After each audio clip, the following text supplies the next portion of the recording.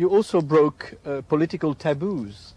You know, when you made Ninochka, you were far in advance of its time. It was when you wrote Ninochka, it was a lightweight comedy, but it told everything about the trials and the purges in Russia. And 30 years later, you did 1, 2, 3, 25 years later, which was a film about anticipating the whole Russian-American connections, business connections. But Coca-Cola. 1, 2, 3 rose of hell too. I mean, it was attacked by both left and right.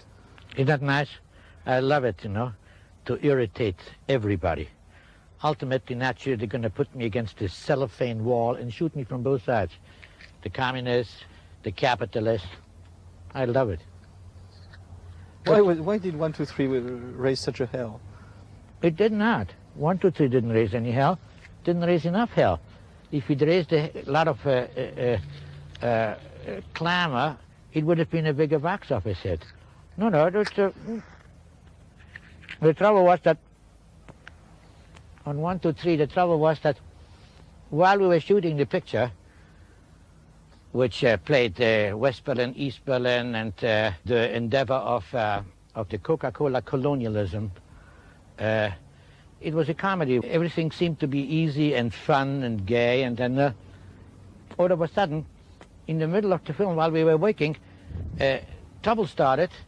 There were too many people from East Germany escaping into West Berlin and West Germany, and they closed the border. They put the wall up, and it ceased to be a comedy setup anymore. And the picture was not what we expected it to be. But it seems that for you, the Russian people have not today. I mean, the communists have not a great sense of humor. Don't you feel attracted by trying to tease them a little? Well, maybe I'm very primitive, you know, but gaiety, you know, is not their forte.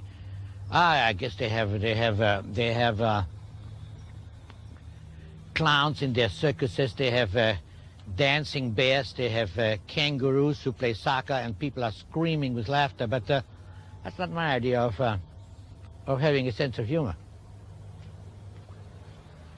And I will tell you one little anecdote about a Russian sense of humor. We were in Berlin and we were shooting 1, 2, 3, and they invited us to the East German film club called Die Möwe, the Seagull. We went there, and they had just run their apartment, and they said it was marvelous, it was wonderful, and it really showed up the depravity of the capitalist system, how a man can further his career by filthy tricks, by giving away the key to his apartment. And they said, you know, very typical of America, typical of New York.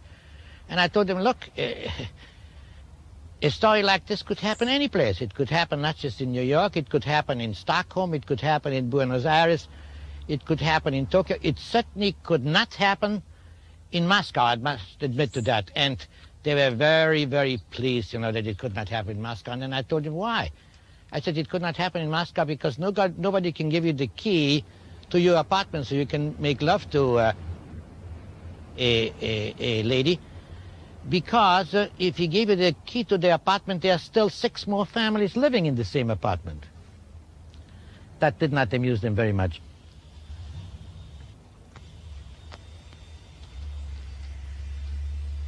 You ran out of questions, huh? Just as well. Lemmer, you're fired.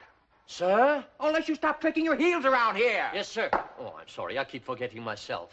That old Gestapo training, huh? Please, Mr. McNamara, you must not say that. It is not true. Just between us, Schlemmer, what did you do during the war? I was in the Untergrund, the underground. Resistance fighter? No, motorman in the underground, you know, the subway. Of course, you were anti-Nazi and you never liked Adolf. Adolf who?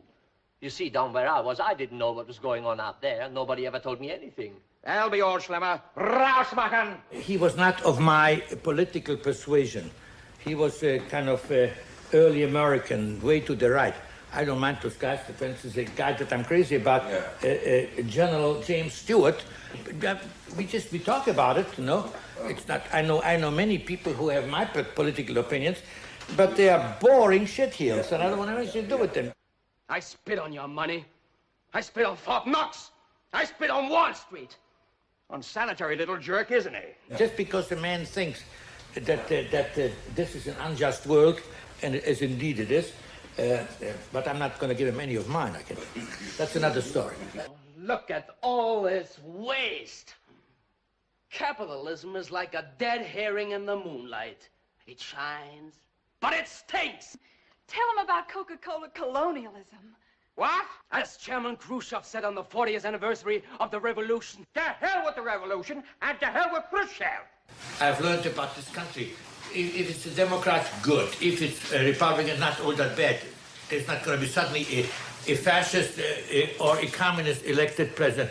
Right. It's so small, the difference, you know. The only thing I think the only thing that is important, I think, is the Supreme Court and the power of the president to put in somebody whose political thinking are going his way, because there's no such a thing as a Supreme Court judge being fired or so. We had generals as presidents. The last one of them was Eisenhower, and we did not turn the country into an army camp. And we had very liberal Supreme Court judges like Brandeis or like Frankfurter. It did not suddenly become a kind of a socialistic order or a communism. No, it sort of blends into that thing. And it's the same thing with Hollywood. The great danger of being politically involved is to make pictures that are going to lose money. My attitude, which is anti-flag waving, anti-chest beating, anti-long speeches, because it's not my manner, it is not my style.